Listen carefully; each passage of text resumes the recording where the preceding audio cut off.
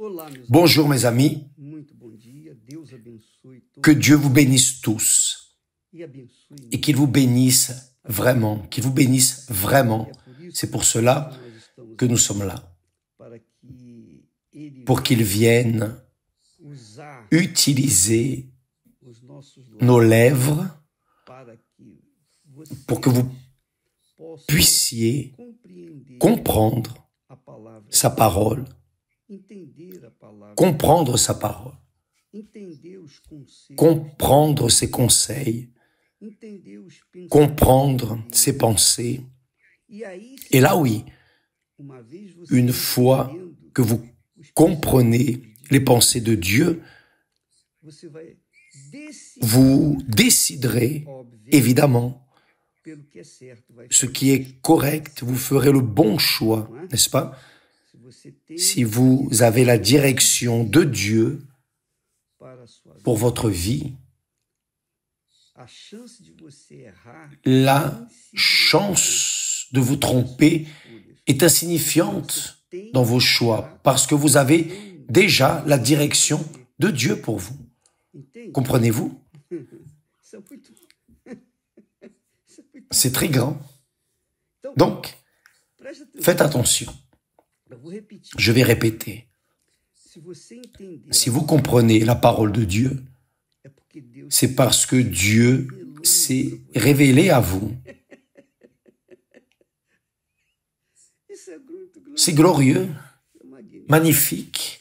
Sabe lá, Vous savez ce que c'est revelação une de Deus révélation de Dieu para nós, pour nous, para você pour vous, que está talvez qui êtes perdido, peut-être perdido perdus nas suas dúvidas, dans vos doutes, vos peurs, vos anxiétés, vos préoccupations, perdido perdus dans vos afflictions, nas suas ruínas, dans vos ruines, nas suas vos misères, sejam elas qu'elles soient physiques ou spirituelles, inseguranças. les insécurités. Então, Donc, quando você tem Lorsque vous avez a palavra la parole de Dieu compreendida, comprise, é Ele, c'est lui, c'est Dieu ou revelou qui révèle a sua vontade. ou qui a révélé sa volonté pour vous. Aí você sabe. Et là, vous savez ce que vous devez faire. Se você não fizer, Si vous ne le faites pas, c'est autre chose. você tem o Vous direito avez le droit de negar, de renier, mas também mais vous avez aussi le droit obedecer, d'obéir, de seguir, de suivre, porque você sabe parce que vous savez que faisant sa volonté, é o que é justo, qui est ce qui est juste, que é justo. ce qui est juste, Você sabia que saviez-vous que dans le grec, o Novo Testamento le Nouveau Testament a été écrit en grec? e o que acontece Et que se passe-t-il? Dans le grec, justice de Dieu, c'est la volonté de Dieu. Donc, você quando faz lorsque vous faites la volonté de Dieu, quando você se torna, lorsque vous devenez une personne juste, você foi feito vous avez été rendu juste par Dieu lui-même, par sa propre parole. Jésus a dit cela. Jésus a dit à ses disciples, vós já estáis limpos vous êtes déjà pela palavra. purs par la parole que vous avez entendue. Quer dizer que a palavra C'est-à-dire que la parole de Dieu ela não só dá ne donne pas seulement la compréhension, la connaissance de la volonté de Dieu, mais elle nous lave également, elle nous purifie, elle enlève les pensées vaines, les pensées futiles et inutiles. remove Elle enlève que só atrapalha tout ce qui gêne, a gente tomar tout ce qui nous gêne lorsque nous prenons nos décisions. Donc, lorsque vous comprenez la parole de Dieu, le Saint-Esprit vous a révélé sa parole, sa volonté. Bien, Nós temos nous sommes en train de parler ici au sujet de la justice de Dieu. quando Jesus Lorsque Jésus a dit, feliz heureux são os sont ceux qui sont persécutés por causa da minha à palavra, cause de ma parole, por minha causa. pour ma cause, à cause de mon nom. Bem-aventurados Heureux os perseguidos sont ceux qui sont persécutés justiça, pour la justice, c'est-à-dire a mim, parce qu'ils font ma volonté. porque deles é o Car le royaume des cieux est à eux. Donc, alguém pergunta, quelqu'un a demandé, évêque, qu'est-ce que je fais?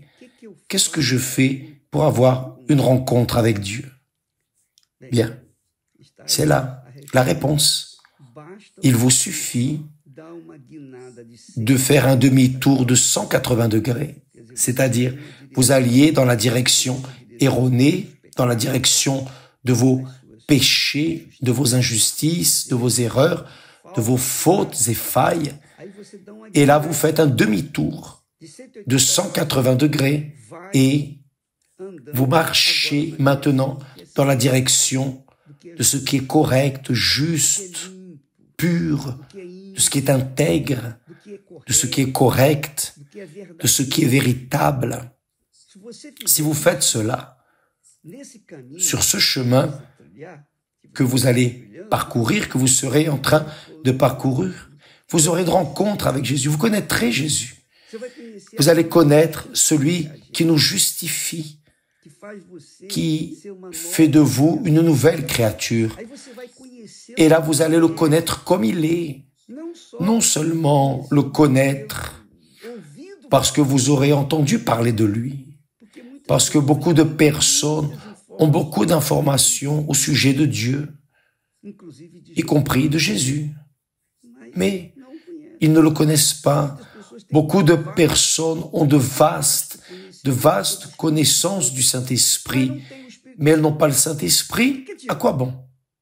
Donc, Você deve vous devez avoir cette soif, cette faim. Oh mon Dieu, ce n'est pas juste que eu tenha ouvido falar. que j'ai entendu parler de toi, mais que je ne te connaisse pas. Ce n'est pas juste, je veux te connaître.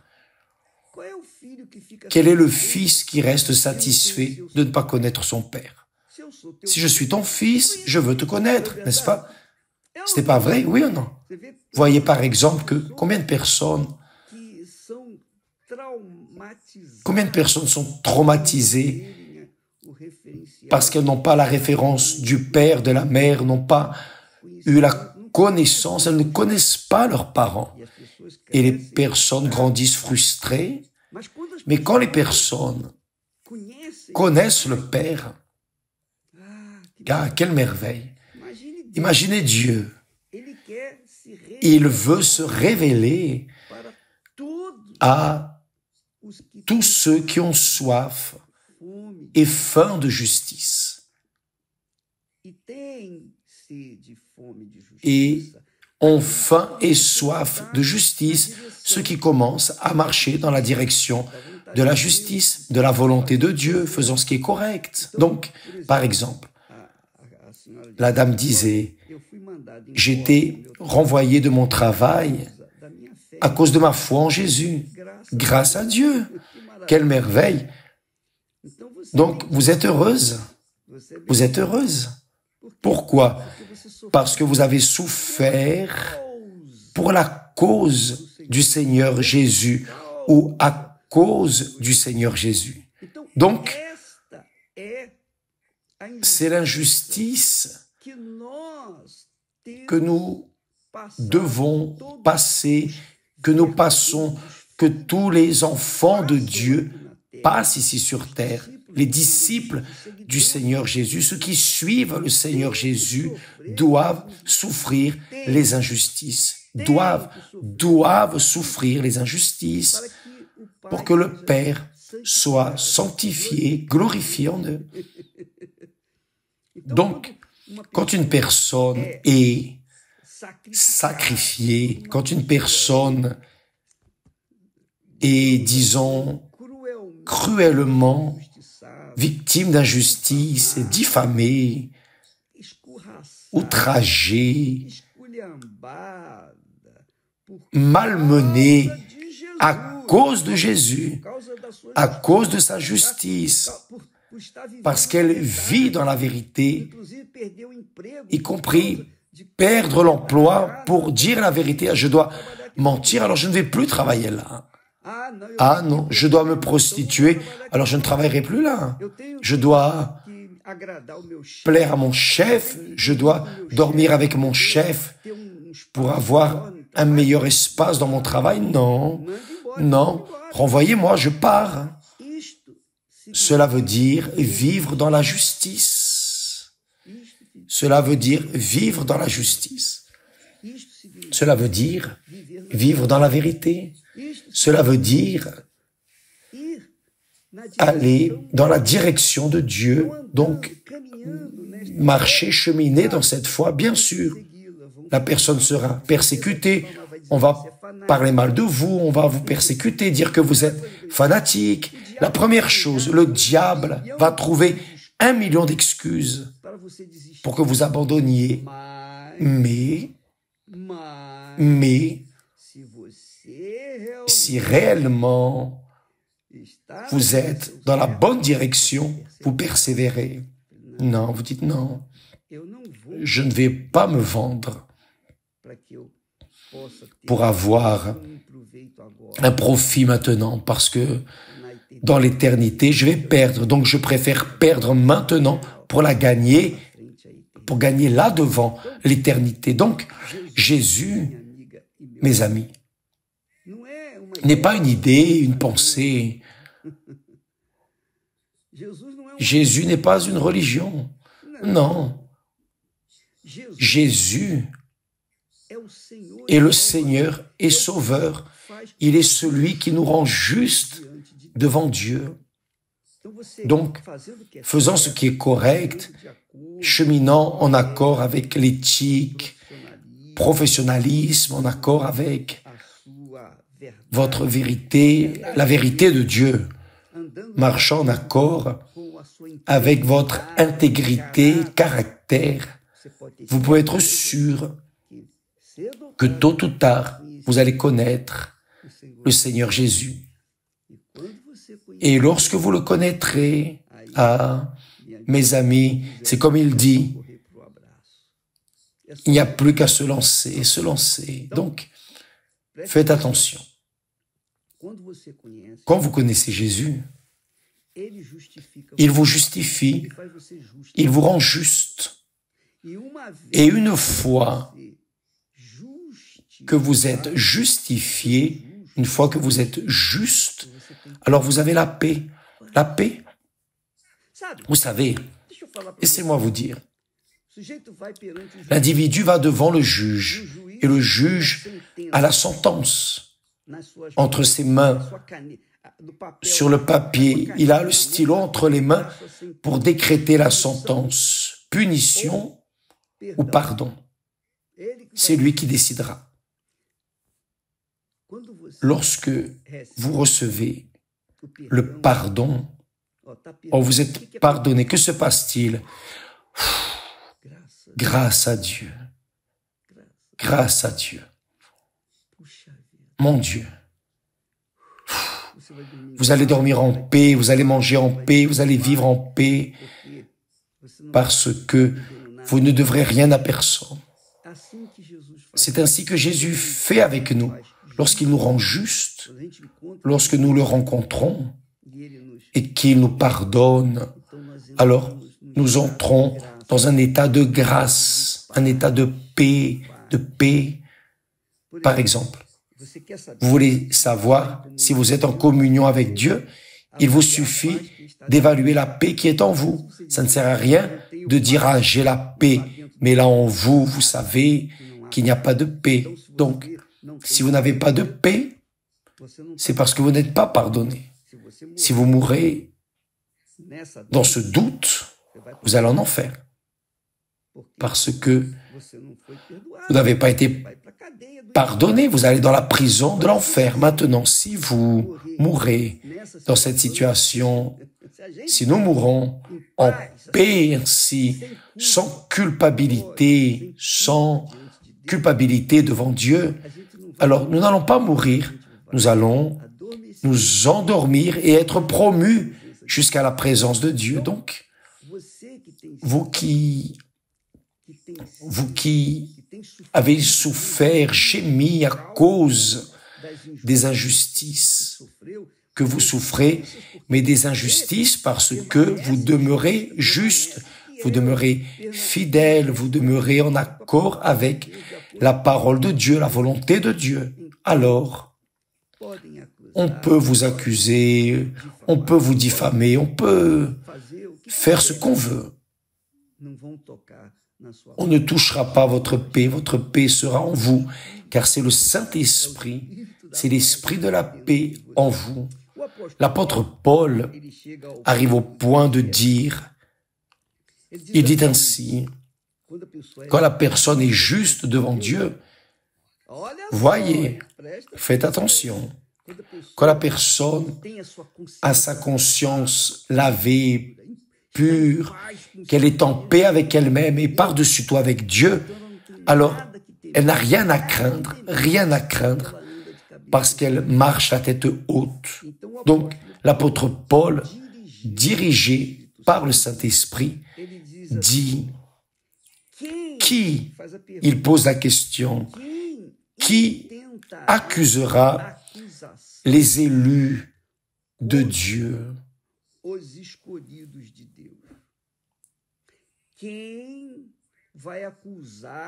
Qui accusera les élus de Dieu, ceux qui ont été justifiés, ceux qui vivent dans la paix de Dieu? Donc, on peut dresser de faux témoignages, accuser de ceci, de cela, on peut traiter de ceci ou de cela, peu importe ce que l'on dit, ce que les personnes diront ou disent, peu importe.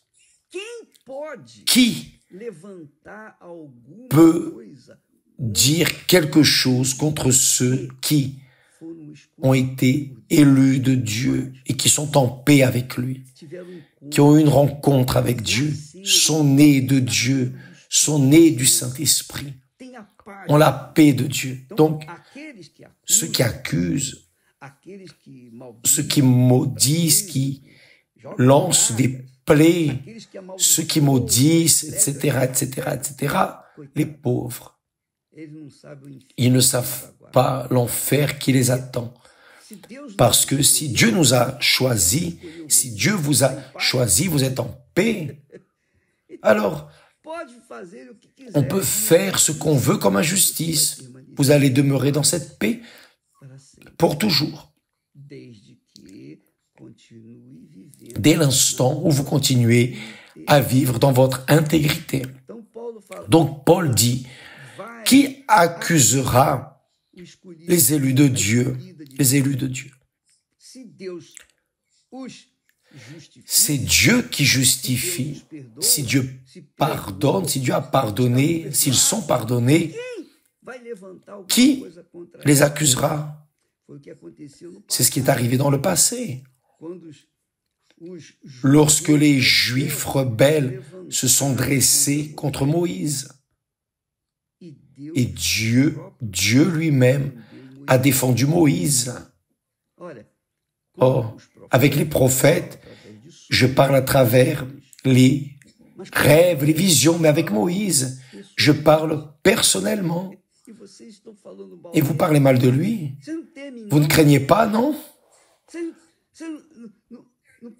Vous n'avez toujours pas compris que vous courez risque de vie en parlant de mon serviteur. Donc, mes amis, ainsi sont les choses avec vous. Si vous, peut-être que vous n'êtes pas cette créature qui se voit ainsi utilisée par Dieu, mais vous êtes fidèle, vous avez la conscience pure, vous vivez en paix avec Dieu. Dieu vous garde. Et si quelqu'un se dresse contre vous, là, on va voir avec lui. On va voir avec lui comme c'est arrivé avec les rebelles, parce que la terre s'est ouverte et eux et tous leurs êtres chers, épouses, enfants, tout tous, neveux, toute la famille, toutes les familles rebelles, des rebelles, la terre s'est ouverte et ils sont tombés là. Parce qu'ils étaient en train de se rebeller contre, loin de Dieu, la propre sœur de Moïse, Marie, qui était une fidèle, elle était fidèle à Moïse, mais à certains moments de sa vie, elle s'est dressée contre Moïse, elle s'est rebellée contre Moïse. Qu'est-ce que Dieu a fait? Il l'a blessée avec de la lèpre. Elle est restée dans la honte devant toute la congrégation du peuple d'Israël parce qu'elle s'est dressée contre le serviteur de Dieu. Donc, mes amis, ne vous préoccupez pas si quelqu'un se dresse contre vous. Ne vous préoccupez pas si on parle mal de vous. Ne vous préoccupez pas. Ah, elle a fait ceci, elle a fait cela. Peu importe. Vous avez la conscience pure. Vous êtes bien avec vous-même et avec Dieu. Alors, restez tranquille. Parce que qui accusera quelqu'un qui est de Dieu, choisi par Dieu? Qui? Et pensant restant impuni? Non. En aucune manière. La personne souffrira les conséquences. C'est très intéressant, n'est-ce pas? Et Paul dit, il dit, qui a été justifié? Il dit, qui nous séparera de l'amour de Christ? Sera-ce la tribulation, ou l'angoisse, ou la persécution, ou la faim, ou la nudité, ou le péril, ou l'épée? Qui? Selon qu'il est écrit, c'est à cause de toi, c'est-à-dire à cause de Dieu, qu'on nous met à mort tout le jour, qu'on nous regarde comme des brebis destinées à la boucherie. Mais dans toutes ces choses, nous sommes plus que vainqueurs par celui qui nous a aimés, qui nous a sauvés, justifiés, qui nous a donné la paix. Il conclut en disant, car j'ai l'assurance que ni la mort, ni la vie, ni les anges, ni les dominations, ni les choses présentes, ni les choses à venir, ni les puissances, ni la hauteur, ni la profondeur, ni aucune autre créature ne pourra nous séparer de l'amour de Dieu manifesté en Christ, en Jésus-Christ, notre Seigneur. Cet amour, c'est la paix. Ça ne sert à rien de parler de l'amour de Dieu et de ne pas avoir la paix. Si vous parlez de l'amour de Dieu et que vous n'avez pas la paix, c'est parce que cet amour que vous avez n'est pas de Dieu. Ça peut être l'amour de tout le monde, sauf de Dieu, car l'amour de Dieu amène la paix. Si vous avez l'amour de Dieu, mais que vous n'avez pas la paix, c'est parce qu'il y a quelque chose d'erroné en vous. Maintenant, si vous avez l'amour de Dieu, vous êtes pardonné et vous avez la paix. Parce que le pardon amène la paix. Aussi vrai que Dieu existe, lorsqu'il pardonne, il donne la paix. La paix. Et cette paix est intime, personnelle, intransférable. C'est une chose qui vous appartient, personnelle, privée, vous et Dieu, Dieu et vous. C'est le Saint-Esprit.